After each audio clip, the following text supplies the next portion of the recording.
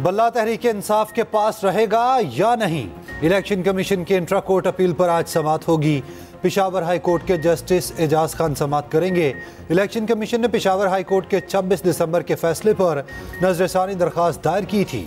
उधर तहरीक इंसाफ की level playing field से मुतालिक दरख्वास्त भी समाअत के लिए मुकर्रर। चीफ जस्टिस की सरबराही में सुप्रीम कोर्ट का 3 रुकनी बेंच कल समाअत करेगा। जस्टिस मोहम्मद अली मजहर, जस्टिस मुसरत हिलाली बेंच में शामिल।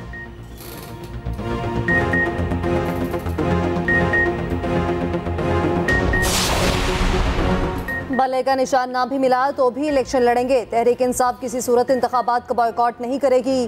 चेयरमैन पीटीआई बैरिस्टर गौहर कहते हैं, पीटीआई का एस्टेब्लिशमेंट समेत किसी से कोई झगड़ा नहीं, किसी इदारे या सरबराह के खिलाफ कोई ऐसा लफ्ज इस्तेमाल नहीं किया कि झगड़ा हो।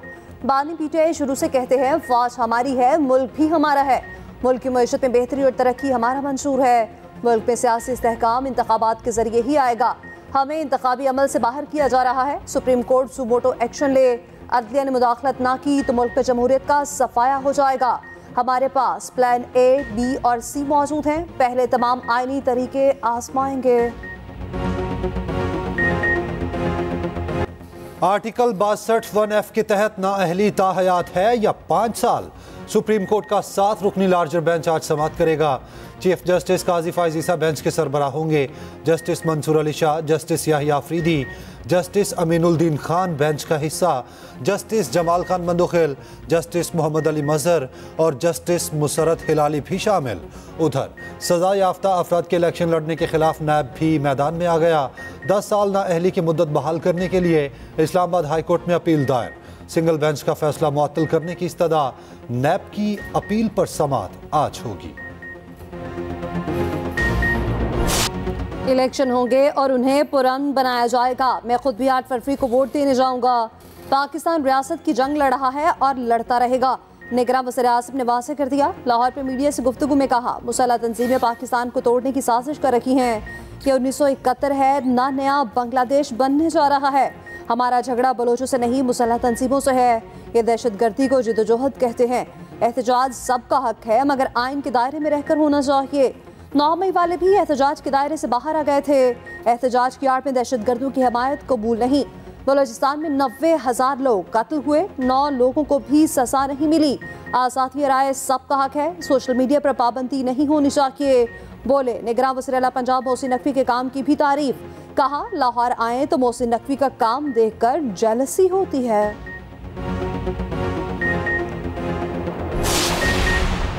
लापता अफराद और जबरी गुमशुदगियों के खिलाफ केस समाअत के लिए मुकर्रर। चीफ जस्टिस काजी फाइज ईसा की सरबराही में 3 रुकनी बेंच आज समाअत करेगा।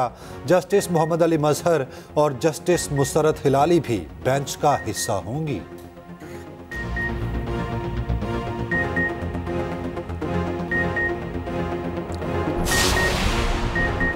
आम इंतखाबात का तीसरा मरहला, रिटर्निंग अफसरान के फैसलों के खिलाफ अपीलें दायर करने का सिलसिला शुरू।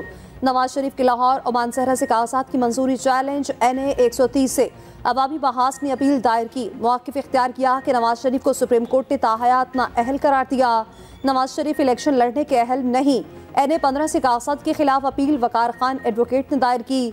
कई PTI उम्मीदवारों ने अपीलें दायर कर दी। मियांवाली सुमेर खान न्यासी, DJ खान से सरताज गुल और मुहियुद्दीन खोसा के ट्रिब्यूनल में अपील।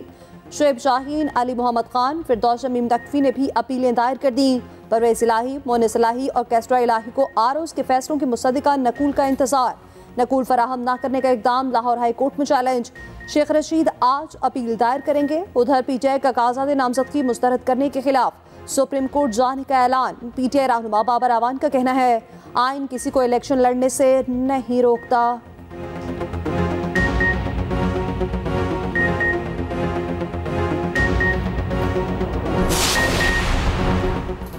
फौज के खिलाफ मनफी प्रोपेगेंडा करने वालों को सख्त सजा दी जाए। सेनेट में करारदाद मंजूर। अफवाज पाकिस्तान के हक में करारदाद पीपल्स पार्टी के सेनेटर बहरामन तंगी ने पेश की। करारदाद में कहा गया, मुसल्लह अफवाज और दिफाई एजेंसीज ने दहशतगर्दी के खिलाफ जंग और सरहदों के तहफ़्फ़ुज़ के लिए बेपनाह कुर्बानियाँ दी। दुश्मन हमसायों के होते हुए मजबूत फौज और सिक्योरिटी एजेंसीज नागुज़ीर हैं। सोशल मीडिया पर पाक फौज के खिलाफ बदनीयती पर मबनी प्रोपेगेंडा किया जा रहा है। फौज और सिक्योरिटी फोर्सेस के खिलाफ मनफी प्रोपेगेंडा करने वालों को सख्त सजा दी जाए। धरना कमीशन ने शहबाज शरीफ को भी बुला लिया। फैसलाबाद धरना कमीशन की तहकीकात जारी। कमीशन ने शहबाज शरीफ को कल बयान कलमबंद कराने के लिए तलब कर लिया। शहबाज शरीफ को साबिक वज़ीर-ए-आला पंजाब की हैसियत से कमीशन में तलब किया गया है।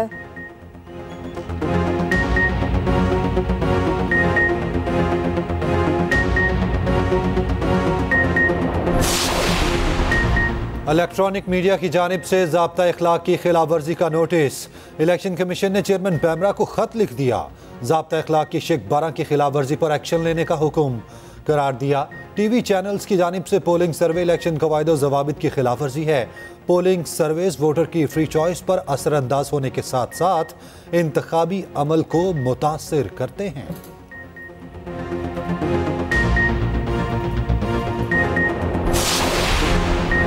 कॉपी सप्ली के लिए 7,473 उम्मीदवार मैदान में। 7,028 मर्द जबकि 445 खवातीन शामिल। आइंदा आम इंतखाबात के लिए कॉपी सूबाई सप्लियों के उम्मीदवारों को डाटा जारी। इलेक्शन कमीशन के मुताबिक 2,216 उम्मीदवारों के कागजात मुस्तरद, 5,257 के कागजात मंजूर हुए।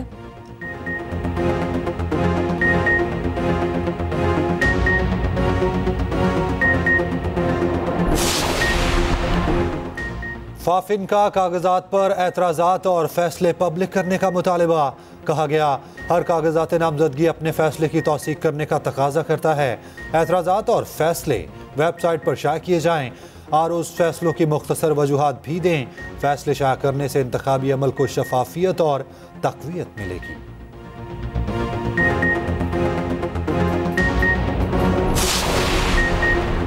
कौन से अखाड़े से कौन सा पहलवान उतारा जाएगा? नून लीग ने 90% सदाए टिकट फाइनल कर लिए।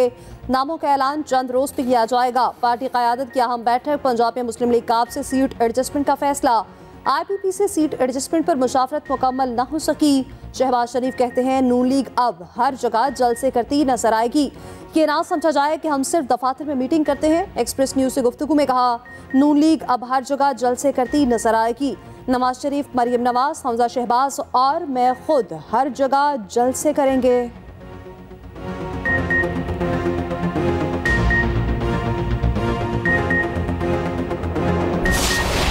मैंने हमेशा वर्कर्स को अपना खानदान जाना है। जब मैं ऑपोजिशन लीडर था या मैं वज़ीर-ए-आला पंजाब था, उस वक्त भी मैं यही कहता था कि ओहदे आने जाने होते हैं। मुझे वज़ीर-ए-आला कहलवाने में नहीं बल्कि एक वर्कर कहलाने में ज़्यादा फख्र महसूस होता है। 190 मिलियन पाउंड केस का हिसाब बाकी है। हम इंतकाम नहीं लेंगे, मामलात अल्लाह पर छोड़ रखे हैं। हमजा शहबाज का लाहौर के हल्का NA 118 में वर्कर्स कन्वेंशन से खिताब। कहा ओहदे आते जाते रहते हैं, मुझे वज़ीर आला नहीं वर्कर कहलवाने में फख्र महसूस होता है। 8 फरवरी को तरक्की और खुशहाली का सूरज तुलू होगा। इस मौके पर खूबसूरत फायरवर्क्स किया गया। मौलाना फजलुर रहमान ने एक बार फिर इलेक्शन के इल्तवा का मुतालबा कर दिया। कहते हैं क्या पुरअमन माहौल के लिए इलेक्शन चंद दिन आगे नहीं जा सकते, इसमें क्या मुज़ायका है? बोले नहीं समझते इलेक्शन हो सकेंगे, हो सकता है लोग पोलिंग स्टेशन ना जाएं। हमारे कारकुनों पर हमले हो रहे हैं, क्या यकसा मौके सिर्फ एक पार्टी के लिए हैं? धांधली की राह हमवार की जा रही है। KP और बलोचिस्तान में भी यकसा मौके होने चाहिए।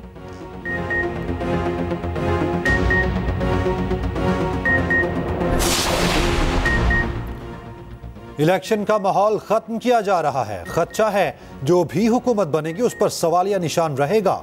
इंसानी हकूक कमीशन की शरीक चेयरपर्सन मुनीज़े जहांगीर की न्यूज़ कॉन्फ्रेंस। कहा रियासत लापता अफराद का मसला हल करे। खिते में अमन के लिए फाटा के इंतजाम को यकीनी बनाया जाए। PP रहनुमा फरहतुल्लाह बाबर बोले इंतखाबात साफ और शफाफ होने चाहिए। तमाम जमातों को लेवल प्लेइंग फील्ड मिलनी चाहिए। खुर्रम लतीफ़ खोसा के खिलाफ FIR खारिज। लाहौर हाई कोर्ट ने रिहा करने का हुक्म दे दिया। खुर्रम लतीफ़ खोसा को गुज़श्ता रोज गिरफ्तार किया गया था।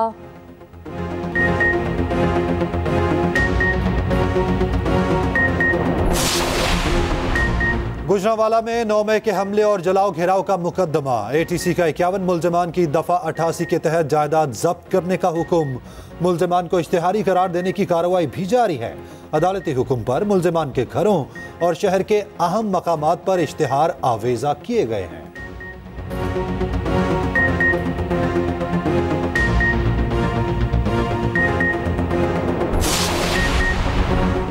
साल बदल जाते हैं मगर फरसूदा निज़ाम कायम है। इलेक्शन में कौम के पास मौका है आज़मूदा पार्टियों से जान छुड़ाए।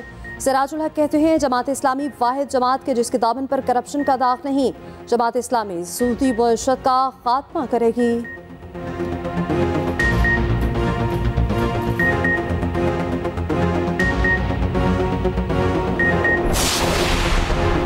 निगरान हुकूमत का आवाम के लिए साल नौ का पहला तोहफा। LPG 1 रुपये 56 पैसे फी किलो महंगी। नई कीमत 256 रुपये 42 पैसे फी किलो मुकर्रर। घरेलू सिलेंडर 18 रुपये 52 पैसे महंगा 3025 रुपये का हो गया।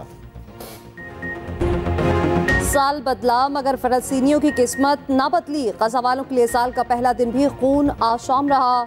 इसराइली फौज की बदतरीन बमबारी, मुतादिद फलस्तीनी शहीद। मस्जिद अक्सा के साबिक इमाम शेख यूसुफ भी शहीद। खान यूनिस में शदीद ज़मीनी लड़ाई। अलमगाजी और अलबरेज के मुतादिद इलाके इसराइली फज़ाइया का निशाना बने। इसराइली हुकूमत फलस्तीनियों की नस्ल कुशी पर बसिद। हुकूमती तर्जुमान का कहना है 2024 में भी हमले जारी रखेंगे। हमास ने भी इसराइली इलाकों में रॉकेट बरसाए। दूसरी जानिब इस्तांबुल में फलस्तीनियों की हिमायत में हज़ारों अफराद की रैली। फ्रांस, मिस्र, उर्दन में भी एहतजाजी मुजाहरे। उधर गजा के लिए पाकिस्तान से 20 टन इमदादी सामान की तीसरी खेप रवाना।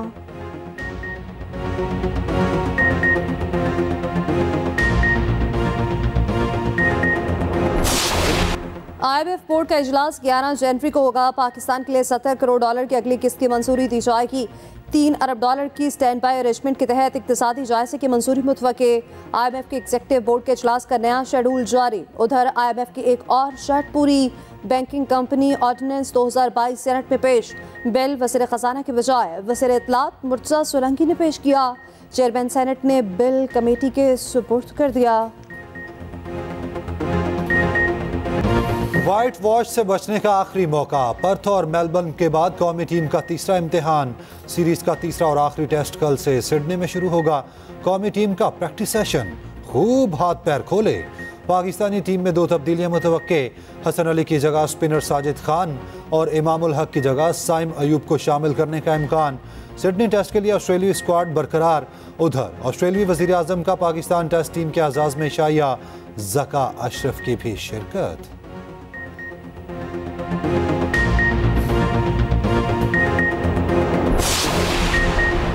ऑस्ट्रेलियाई क्रिकेटर डेविड वार्नर ने टेस्ट के बाद वनडे क्रिकेट को भी खैर बात कह दिया। डेविड वार्नर का कहना है कि वो अपनी फैमिली को ज़्यादा वक्त देना चाहते हैं। वार्नर कल सिडनी में अपना आखिरी टेस्ट खेलेंगे।